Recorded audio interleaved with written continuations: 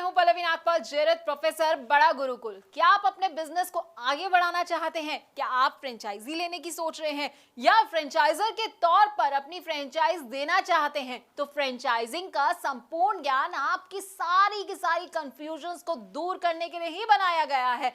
इस कोर्स में हम आपको बताएंगे कि फ्रेंचाइजिंग का मतलब क्या होता है। फ्रेंचाइजी, फ्रेंचाइजर, फ्रेंचाइज, ये सारे ना बड़े अलग अलग तरह के शब्द हैं, लेकिन सुनने में एक जैसे लगते हैं। तो इनमें अंतर क्या है, इनमें स्कोप क्या रहेगा आपके लिए और इनकी क्या क्या इंपॉर्टेंस है, ये हम आपको इस कोर्स में बड़े अच्छे से समझाने वाले हैं। इसके साथ ही हम आपको ये भी समझाएंगे कि बिजनेस और फ्रेंचाइजिंग में आखिरकार क्या अंतर होता है, फ्रेंचाइज और एजेंसी क्या होती है, एजेंट और फ्रेंचाइजी इसमें क्या डिफरेंस होता है, इसको भी कवर करेंगे।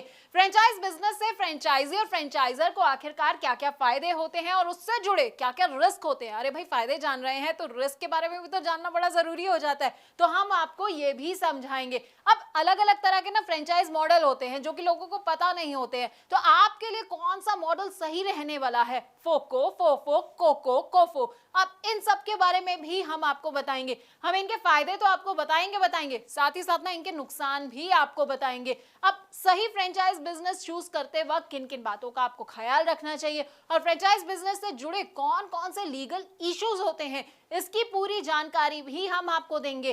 फ्रेंचाइज बिजनेस में सबसे इंपॉर्टेंट होता है फ्रेंचाइज डिस्क्लोजर डॉक्यूमेंट। अब इसके बारे में ना आपको विस्तार से अगर कहीं जानकारी मिलेगी तो वो आपको हमारे इस कोर्स के जरिए ही मिलेगी। इसमें क्या क्या आइटम्स होते हैं, कौन कौन से क्लॉजेस होते हैं, साथ ही आपको फ्रेंचाइजिंग अग्रीमेंट और उनके टाइप्स के बारे में भी हम पूरी की पूरी जानकारी देंगे।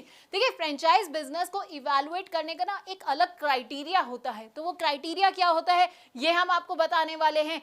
इसके अलावा ट्रेनिंग कैसे दी जाती है अपने फ्रेंचाइजी को, तो हम आपको वो भी बताएंगे। डेवलपमेंट ऑफ एसओपी की भी आपको हर डिटेल के बारे में हम आपको अच्छी तरह से समझाने वाले हैं। अब फ्रेंचाइजी और फ्रेंचाइजर के ना फेलियर के भी कई कारण होते हैं। अब देखिए, आपने बिजनेस तो ले लिया, फ्रेंचाइजी आप बन गए हैं, लेकिन आपको समझ नहीं आया कि भाई मैं फेल कहाँ हो गया। तो फेलियर क्यों हो सकता है, किस किस वजह से हो सकता है, क्या क्या कारण हो सकते हैं फेलियर के, ये भी हम आपको समझाएंगे। तो 20 वीडियोस के अंदर ना आपको हम फ्रेंचाइजी फ्रेंचाइजर से जुड़ी हर बात को बताने वाले हैं।